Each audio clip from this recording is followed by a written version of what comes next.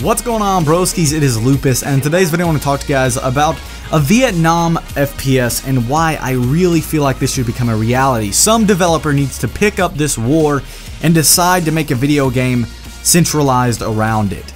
Now today I want to first tell you guys what led me up to this point of deciding that this was going to be my video topic for today. And one thing is that in my sub boxes they have been filled with a lot of people going back and playing Battlefield Bad Company 2's Vietnam DLC and having a blast doing so, because the DLC is widely considered one of the best DLCs in Battlefield history, and rightfully so, because it's just epic. And another thing was, Sledgehammer Games recently came out and announced that originally they were not working on Call of Duty Advanced Warfare, and originally they had worked on a Vietnam Call of Duty, which in my opinion, if they had stuck with that, that could have been Call of Duty's saving grace, because that would have been awesome in my opinion if done right, grant you. So the Advanced Warfare still looks kind of interesting in my eyes. I'm going to kind of look a little bit more at it in the future, but a Vietnam Call of Duty could have been something epic, and I don't know why they didn't do it.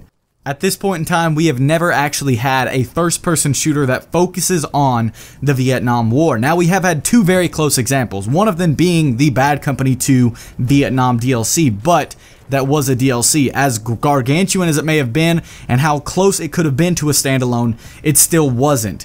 And on the other side of things, Call of Duty had Black Ops 1, which did not focus around Vietnam, although a lot of people like to think it did. It just kind of focuses on the fight against communism, and it took place in the Cold War, during the Vietnam War, all this time, and it took place in Cuba, Russia, and Vietnam. So it didn't focus primarily on Vietnam, and I think that we need a game that will actually focus on Vietnam in and of itself, because in my opinion, it is one of the most interesting wars, and I'm going to kind of explain that right now. I don't want to give you guys a big history lesson, but I'm going to try and explain a little bit of details from the war to you guys so that you guys understand the bigness of this war and what made it so different from the others. Now, World War I and World War II were highly supported by the American population, and there are two really big reasons why. The first one is, in both wars, the United States was instigated to get into the war by Pearl Harbor and the Zimmerman telegram. And in both of these instances, a lot of people saw this happen, they saw these somewhat attacks on the United States population and supported it, saying, "Oh yeah, go America, we're gonna do this," and all this stuff, trying to jump into the war.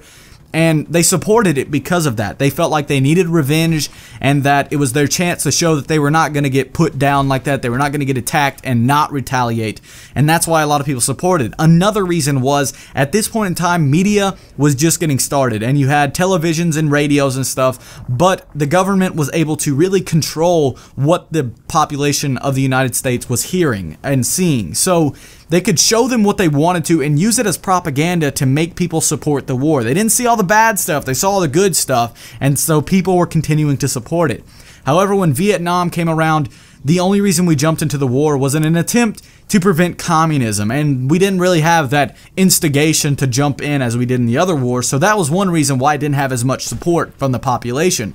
Another thing is, a lot of people ended up seeing the gruesome reality of war at this time because the media was showing everything that was going on. They had people, camera crews over there recording and taking pictures of everything, brutality from the soldiers, all kinds of stuff like that.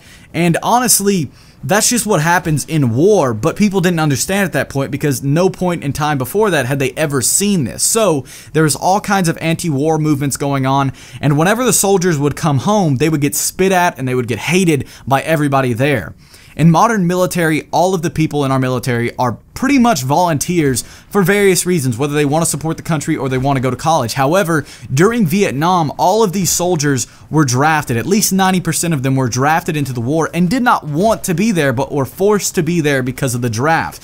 So then they're coming home after doing all the dirty work that they did not really want to have to do, but they were forced to do because of the draft, and they were getting spit on by the population and hated because of what they were forced to do. They didn't want to do it. They didn't volunteer to do it, and they weren't purposely doing it, but that's just what happened.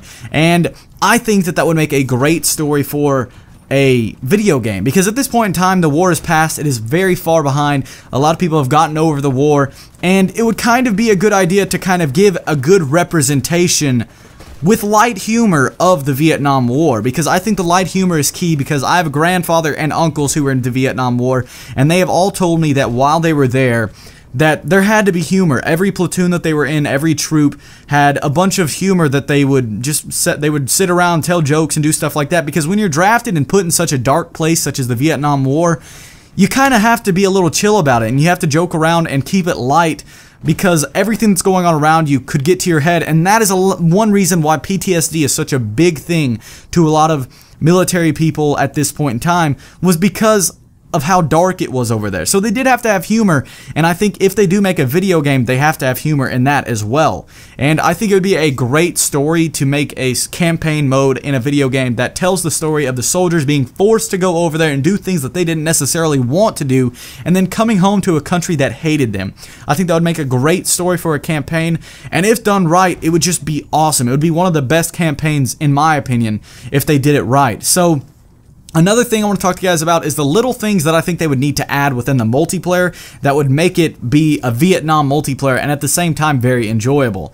I like to look at Battlefield Bad Company 2 because it did have vehicles, or in the Vietnam DLC rather, it did have vehicles, and in the vehicles you could listen to the radio stations on it, and on the radio stations they were playing anti-war songs and all kinds of songs from the Vietnam era, such as Fortunate Son by Creedence Clearwater Revival, Purple Haze by Jimi Hendrix, Paint It Black by the Rolling Stones, and all other songs like that that came out around that time period that were about the war are on the radio station of your Jeep or your transport helicopter within the game.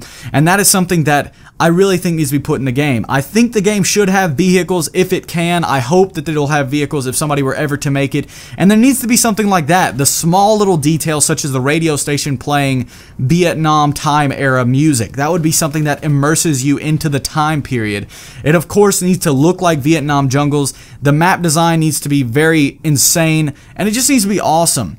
One reason why I never really thought about this before until now was because at this point in time, we have such good graphics when it comes to first-person shooters, and any game in general for that matter, and being able to recreate and reimagine the Vietnam War with the Frostbite 3 engine, for example, you would have all this smoke everywhere, debris flying around. It would be a very decrepit and destroyed Vietnam environment, and it would be something that could really be brought to life by the new advancements in next generation technology for video games.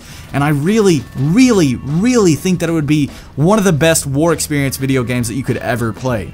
That's my opinion on the Vietnam first-person shooter, and if you have any thoughts, any recommendations, if anything that I said made you think of something that you could add on top of that, then leave that in the comment section down below. That is all for today's video. I hope you guys did enjoy.